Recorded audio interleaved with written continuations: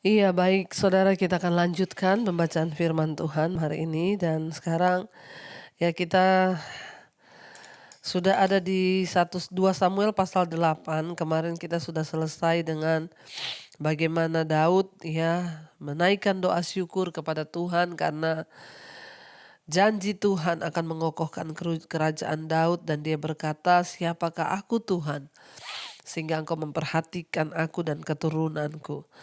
Kita lanjut sekarang 2 Samuel pasal yang ke-8. Daud menaklukkan bangsa-bangsa di sekitarnya. Kemenangan-kemenangan Daud judulnya ya. 2 Samuel pasal yang ke-8. Sesudah itu Daud memukul kala orang Filistin dan menundukkan mereka. Lalu Daud mengambil kendali pemerintahan atas ibu kota dari tangan orang-orang Filistin. Dan ia memukul kala orang Moab. Ya, lalu sambil menyuruh mereka berbaring di tanah, ia mengukur tempat mereka dengan tali. Diukurnya 2 kali panjang tali itu untuk mematikan, dan 1 tali penuh untuk membiarkan hidup. Maka orang Moab takluk kepada Daud dan harus mempersembahkan upeti. Selanjutnya Daud memukul kalah ya Hadadeser bin Rehob, Raja Zoba, ketika ia pergi memulihkan kekuasaannya pada sungai Efrat. Jadi kita lihat di sini bagian dari perjanjian Allah dengan Daud, meliputi bahwa ya musuh-musuh Israel itu akan dikalahkan dan tidak lagi akan menindas Israel. Dan Allah menepati janji ini dengan membuat Daud bisa dan mampu mengalahkan bangsa-bangsa yang memusuhi Israel. Beberapa musuh dicatat ya dalam pasal ini. Nanti kita akan lihat ya, musuhnya itu orang Moab, keturunan Lot yang hidup di timur Laut Mati. Ya, mereka terus melancarkan ancaman militer dan agama kepada bangsa Israel. Ya, dan pada suatu waktu Daud kelihatannya memiliki hubungan baik dengan orang-orang Moab. Nenek buyut Daud, yakni Ruth, ya adalah orang Moab. Kita lihat ya, bahkan juga Hadadeser ya dikatakan tadi dibunuh oleh Daud, Raja Soba. Kekalahannya di tangan Daud menggenapi janji Allah kepada Abraham bahwa Israel akan menguasai negeri itu sampai ke utara, yaitu sampai ke sungai Efrat. Orang Edom, keturunan Esau ya, yang juga adalah musuh besar Israel, akhirnya juga ditaklukkan oleh Daud. Dikatakan di sana ya, ia memukul kala orang Moab, dan juga dia memukul kala, tadi dikatakan dia membunuh ya, memukul kala Hadadeser bin Rehob, Raja Soba. Dan dia memulihkan kekuasaannya sampai ke sungai Efrat. Itu adalah janji Tuhan kepada Abraham. Daud menawan daripadanya 1.700 orang pasukan berkuda dan 20.000 orang pasukan berjalan kaki. Lalu Daud menyuruh memotong urat keting ke segala kuda kereta. Ya, tetapi dengan meninggalkan 100 ekor kuda kereta. Lalu orang Aram dari Damsyik datang menolong Hadadeser, Raja Soba, tetapi dari antara orang Aram itu Daud menewaskan 22.000 orang. Kemudian Daud menempatkan pasukan-pasukan pendudukan di daerah orang Aram. Dari Damsyik, orang Aram itu takluk kepada Daud dan harus mempersembahkan upeti. Ya, Tuhan memberi kemenangan kepada Daud kemanapun ia pergi berperang. Sesudah itu Daud mengangkut perisai-perisai emas yang dipakai oleh anak buah Hadadeser, lalu membawanya ke Yerusalem. Dan dari Betah dan dari Berotai, yaitu kota-kotanya Hadadeser, Raja Daud mengangkut ya amat banyak tembaga. Jadi saudara, Daud bukan hanya mengalahkan tetapi mengambil ya kekayaan mereka, emas ya bahkan tembaga ya diambil oleh Daud. Dan uang upeti itu adalah pajak yang dibebankan kepada bangsa-bangsa yang ditaklukkan oleh Daud. Pajak ini membantu menyokong pemerintahan Israel dan menunjukkan bahwa bangsa yang ditaklukkan itu berada di bawah kendali Israel. Jadi dari zaman dulu ya, bangsa-bangsa itu ditaklukkan oleh Israel dan mereka membayar pajak ya, itu tanda bahwa mereka itu sudah berada di bawah kekuasaan Israel, di bawah Raja Daud. Ayat 9, ketika didengar Tou Raja Hamat bahwa Daud telah memukul kalah seluruh tentara Hadadezer, maka Tou mengutus Yoram anaknya kepada Raja Daud. Ya, dan dikatakan untuk menyampaikan salam dan mengucapkan selamat kepadanya, karena ia telah berperang melawan Hadadezer dan memukul kalah dia. Sebab Hadadezer sering memerangi Tou, dan Yoram membawa barang-barang perak, emas, dan tembaga. Juga barang-barang ini dikhususkan Raja Daud bagi Tuhan, bersama-sama dengan perak, emas yang berasal dari segala bangsa yang ditaklukkannya. Ayat 12, yakni perak dan emas dari orang Aram, dari orang Moab, dan dari Bani Amon, dari orang Filistin, dari orang Amalek, dan dari jarahan yang dirampas dari Hadadezer bin Rehob Raja Soba. Demikianlah Daud mendapat nama, dan ketika ia pulang, ia menewaskan 18.000 orang Edom di lembah Asin. Lalu ia menempatkan pasukan-pasukan pendudukan di Edom. Di seluruh Edom ditempatkannya pasukan-pasukan pendudukan, sehingga seluruh Edom diperbudak oleh Daud. Tuhan memberi kemenangan kepada Daud kemanapun ia pergi berperang. Iya, kita melihat di sini Bapak Ibu bagaimana Daud mengalahkan ya, dan Tuhan beserta dengan dia, karena itulah janji Tuhan memberikan kepada Daud kemenangan untuk mengumpulkan orang Israel dan menaklukkan semua musuh-musuhnya. Karena itu kita tahu Daud tidak diberi ya kepercayaan untuk membangun bait Allah, karena dia ditugaskan oleh Tuhan hanya untuk menyatukan bangsa Israel, dan itu tentunya akan ada banyak pembunuhan. Ya, tangannya tercemarkan oleh darah, dan karena itu Tuhan tidak mengizinkan Daud membangun bait Allah. Tapi kemanapun dia pergi, Tuhan memberikan dia kemenangan. Lalu dikatakan di sana ayat yang ke-15, ya judulnya pegawai-pegawai Daud. Demikianlah Daud telah memerintah atas seluruh Israel dan menegakkan keadilan dan kebenaran bagi seluruh bangsanya.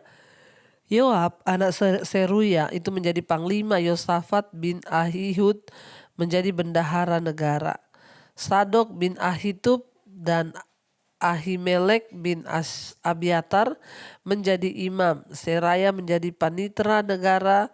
Benaya bin Yoyada menjadi panglima orang Kereti dan orang Pleti, dan anak-anak Daud menjadi imam.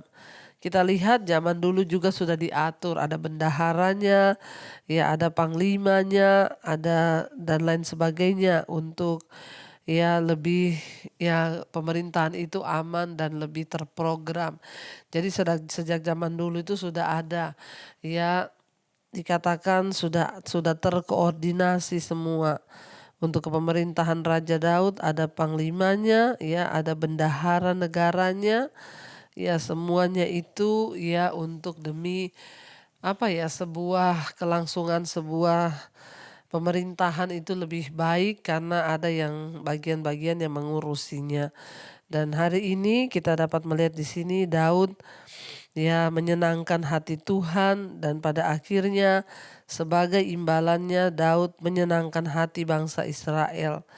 Bukan karena dia telah berusaha untuk menyenangkan hati mereka, tapi karena dia berusaha untuk menyenangkan hati Tuhan, hati Allah ya. Seringkali orang-orang yang berusaha dengan paling keras untuk menjadi ya berkenan di hati manusia, mencari ya pengakuan manusia, pada akhirnya tidak berhasil. Namun jika kita mencari pujian dari Tuhan, ya maka Tuhanlah yang akan meninggikan seperti Daud. Jadi jangan habiskan waktu Anda untuk merencanakan cara-cara tertentu agar kita ini bisa diterima, bisa diakui dan lain sebagainya. Tapi biarlah cara Tuhan sendiri yang akan mengangkat hidup kita. Kita tahu pemerintahan Raja Daud ditandai dengan melakukan hal yang sesuai dengan keadilan dan kebenaran. Daud adalah seorang yang jujur dalam menafsirkan hukum Taurat. Ia menjalankan hukumnya dengan belas kasihan dan juga Daud menghormati hak-hak orang lain. Ya, dia mengakui kewajiban manusia kepada Allah. Karena itu tidak mengherankan ya kalau hampir semua orang ya mempercayai dan mengikuti Daud. Mengapa bagi Daud mengejar keadilan itu baik? Ya karena itu adalah perintah Allah. Dan sesuai dengan karakternya, hukum Allah dimaksudkan untuk membangun masyarakat yang adil dan juga ya damai. Itu adalah hal yang paling penting bagi sebuah bangsa ya karena akan ada waktunya ketika setiap orang membutuhkan keadilan, ya membutuhkan kebenaran. Karena keadilan dan kebenaran itu hanya ada pada Tuhan saja. Kita melihat ya akhirnya Daud membangun semuanya itu di atas dasar iman dan Tuhanlah yang meneguhkan kerajaannya. Dan kita akan lihat sekarang 1 Samuel pasal yang ke-9. Dikatakan di sana judul perikopnya Daud dan Mephiboset. Iya, Daud dan Mephiboset judul perikopnya, pasal yang pertama, pasal yang 9 ayat yang pertama. Berkatalah Daud, masih adakah orang yang tinggal dari keluarga Saul? Maka aku akan menunjukkan kasihku kepadanya oleh karena Yonatan. Ya, Bapak Ibu, ya ketika Daud sudah dikokohkan kerajaannya, dia sudah mendapatkan istana, dia membangun istana yang megah, dia sudah memperoleh kekuasaan, menaklukkan kota-kota. Tiba-tiba muncul di hatinya ya bertanya, apakah masih ada keturunan ya Saul? Ya sebab dia ingat akan janjinya kepada Yonatan bahwa dia tidak akan pernah bermusuhan dengan keturunan Saul dan dia akan saling memperhatikan dan dia berjanji bahwa akan mensejahterakan keluarga Saul. Luar biasa hatinya Raja Daud. Ya ketika dia sudah sukses dia tidak lupakan orang-orang yang ada ya bahkan kalau kita pikir ya orang lain ketika dia memperoleh kekuasaan dia pasti akan membalas dendam kepada orang-orang atau keluarga yang sudah membuat dia menderita. Tapi tidak demikian dengan Daud. Dia mencari apakah masih ada keturunan Saul. Sebab dia berkata di sana ya dia ingin ya menunjukkan kasih kepadanya ya oleh karena Yonatan. Kita ingat Daud dan Yonatan adalah sahabat yang sangat luar biasa ya. Dan ya ajaibnya ya bagaimana Tuhan itu memilih Daud karena melihat hatinya. Ya sebagian besar raja-raja ya ketika pada zaman ya dia berusaha untuk bagaimana disingkirkan dulu oleh ya Saul, tapi Daud tetap percaya ya bahwa Tuhanlah yang sudah mengangkat dia dan semua pergumulan yang dialami itu karena Tuhan yang punya rencana. Karena itu Daud tidak sedikit pun kepahitan. Ya, kita belajar satu hal malam ini, jangan menaruh dendam, jangan menaruh akar pahit dan balaslah kejahatan dengan kebaikan. Jangan membalas yang jahat dengan yang jahat, tapi mari kita balas ya yang jahat dengan kebaikan. Dan Daud bertanya, mencari apakah ada keturunan Saul yang masih hidup. Ya, dan ayat yang kedua berkata, adapun keluarga Saul mempunyai seorang hamba ya yang bernama Siba. Ia dipanggil menghadap Daud ya. Dan dikatakan di sana dia dipanggil menghadap Daud, lalu raja bertanya kepadanya, "Engkaukah Siba?" Jawabnya, "Hamba tuanku." Kemudian berkatalah raja, "Tidak adakah lagi orang yang tinggal dari keluarga Saul? Aku hendak menunjukkan kasih kepadanya yang dari Allah ya." Lalu berkatalah Siba kepada raja, "Masih ada seorang anak laki-laki Yonatan yang cacat kakinya." Tanya raja kepadanya, "Di manakah ia?" Jawab Siba kepada raja, "Dia ada di rumah Makir bin Amiel di Loderbar." Ya, jadi Bapak Ibu kita lihat di sini Daud berusaha mencari keturunan Saul yang masih ada. Ya, dan dikatakan di sana akhirnya dia mengingat Dia mencari ada hambanya Saul ya yang dulu ternyata masih hidup. Daud memanggil dia dan menanyakan kabar apakah masih ada anak atau keturunan dari Saul yang masih hidup, dan dia menjawab ada ya, Mefiboset, dia yang kakinya itu pincang ya. Jadi bagaimana Mefiboset bisa menjadi pincang ya, kita sudah membaca ya pada pasal 4 ayat 4 yang lalu. Mefiboset berumur 5 tahun ketika Saul dan Yonatan mati dan dia melarikan diri ya, dan akhirnya ya dia cedera kakinya pada waktu itu. Lalu Daud bertanya di mana dia tinggal ya. Siba menjawab di rumah ya Makir bin Amiel di Lodebar. Sesudah itu Raja Daud menyuruh mengambil dia dari rumah Makir bin Amiel di Lodebar, dan Mefiboset bin Yonatan bin Saul masuk menghadap Daud. Ia sujud dan menyembah. Kata Daud, Mefiboset. Jawabnya, inilah hamba tuanku. Kemudian berkatalah Daud kepadanya, janganlah takut, sebab aku pasti akan menunjukkan kasihku kepadamu oleh karena Yonatan ayahmu. Aku akan mengembalikan kepadamu segala ladang Saul nenekmu, dan engkau akan tetap makan sehidangan dengan aku. Lalu sujudlah Mefiboset dan berkata, apakah hambamu ini sehingga engkau menghiraukan anjing mati seperti aku? Ya, Bapak Ibu, kita melihat di sini Daud sangat luar biasa. Tadinya awalnya Mefiboset takut untuk memenuhi undangan Raja Daud ya, yang ingin memperlakukan dia seperti anak raja. Namun walaupun Mefiboset mencemaskan keselamatannya dan mungkin karena merasa tidak layak ya, ia bukan ya siapa-siapa, namun dia tidak dapat menolak ya undangan dari Raja Daud, dan akhirnya dia datang dan Daud memberitahukan kepada dia, aku akan menunjukkan kasih kepadamu, kasih yang dari Allah. Perhatikan ini Bapak Ibu, Daud berkata, aku akan menunjukkan kepadamu kasih ya oleh karena Yonatan ayahmu. Ya, dan dia berkata di sana, aku akan menunjukkan kepadamu kasih yang dari Allah. Ya, dan aku akan, dia bilang di sana, mengembalikan ladang-ladang nenekmu Saul, dan engkau akan makan sehidangan dengan aku.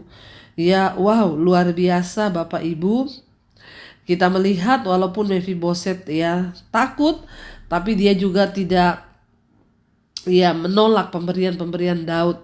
Dan kita melihat ya ketika Allah dengan murah hati sudah memberikan kita pengampunan dosa, maka kita juga harusnya ya memberikan juga pengampunan dosa kepada orang lain ya, seperti yang ditunjukkan oleh Daud ya kepada Mefiboset ya, untuk dia juga boleh menerima ya kasih yang begitu luar biasa. Kalau mau dipikir, dia takut kenapa? Karena dulu dia tahu kakeknya pernah ingin membunuh Raja Daud. Mungkin dia selama ini hidup dalam ketakutan, jangan-jangan raja ingin membalas dendam.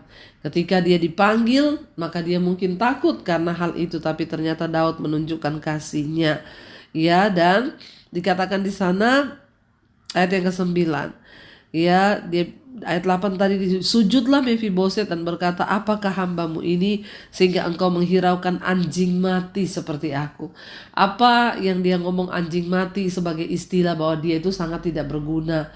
Sudah kakinya cacat, dia juga ya dulu adalah cucunya dari Raja Saul yang pernah membunuh Daud, dan dia menyebut dirinya anjing mati, artinya dia tidak pantas, dia tidak layak, tapi Daud memperhatikan dia. Ayat yang ke-9, lalu raja memanggil Siba hamba Saul itu dan berkata kepadanya, segala sesuatu yang adalah milik Saul dan milik seluruh keluarganya kuberikan kepada cucu tuanmu itu. Engkau harus mengerjakan tanah baginya, engkau, anak-anakmu dan hamba-hambamu, dan harus membawa masuk tuayannya sampai cucu tuanmu ini dan ada makanannya. Mefiboset cucu tuanmu itu akan tetap makan sehidangan dengan aku. Siba mempunyai 15 orang anak laki-laki dan 20 orang hamba. Ya, dan berkatalah Siba ya, dan kita lihat Bapak Ibu bagaimana ya Daud itu luar biasa. Dia memanggil hambanya, pembantunya Saul, dia bilang maka semua ya kepunyaan Saul akan aku kembalikan kepada Mefiboset, ladang kebunnya, engkau yang harus mengusahakannya, anak-anakmu yang laki-laki dan budak-budakmu harus bekerja untuk mengembalikan dan untuk ya mensejahterakan Mefiboset sebagai cucu tuan Raja Daud. Ya, dan kita lihat luar biasanya ya Daud, dia berkatalah ya Siba kepada raja, hambamu ini akan melakukan tepat seperti yang diperintahkan tuanku raja kepadanya. Dan Mefiboset makan sehidangan dengan Daud sebagai salah seorang anak raja. Mefiboset mempunyai seorang anak laki-laki yang kecil yang bernama Mika. Semua orang yang diam di rumah Siba adalah hamba-hamba Mefiboset. Demikianlah Mefiboset diam di Yerusalem sebab ia tetap makan sehidangan dengan raja, adapun kedua kakinya timpang. Ya, luar biasa Bapak Ibu, Mefiboset seperti kejatuhan ya rejeki, kejatuhan berkat. Dia tidak pernah berpikir ya, dan kita melihat ya, kita belajar dari Daud ya, kalau mau dipikir penderitaan yang Daud alami hanya karena Saul itu begitu luar biasa. Tapi Daud tidak mengizinkan hatinya penuh dengan kepahitan, dia tidak mengizinkan hatinya penuh dengan iri dengki, dan dia tidak membiarkan hatinya penuh dengan dendam. Itulah sebabnya Tuhan memuliakan dan mengangkat dia. Karena itu mari kita tundukkan kepala, kita berdoa, kita renungkan firman ini. Terima kasih Bapa, kami belajar dari Daud, lihat hatinya yang begitu tulus, tidak ada kepahitan, amarah, dendam. Demikian juga kami, biarlah Tuhan memampukan kami membuang semua pengalaman-pengalaman yang pahit untuk kami belajar mengampuni. Berkati semua anak-anak-Mu yang mengambil keputusan untuk melakukan firman, jadilah pada mereka semua sesuai dengan kehendak Tuhan. Terima kasih Bapa. Di dalam nama Tuhan kami Yesus Kristus kami percaya berkat-Mu tercurah atas hidup kami. Mari Bapak Ibu buka hati dan tangan-Mu, terimalah kiranya berkat, rahmat, anugerah dari Allah Bapa, cinta kasih Tuhan Yesus Kristus, penyertaan Roh Kudus turun atas hidup kita mulai hari ini bahkan sampai kali yang kedua Tuhan Yesus datang menjemput kita. Nama kita tercatat di dalam kitab kehidupan. Dalam nama Yesus kami berucap syukur. Haleluya. Amin, amin, amin.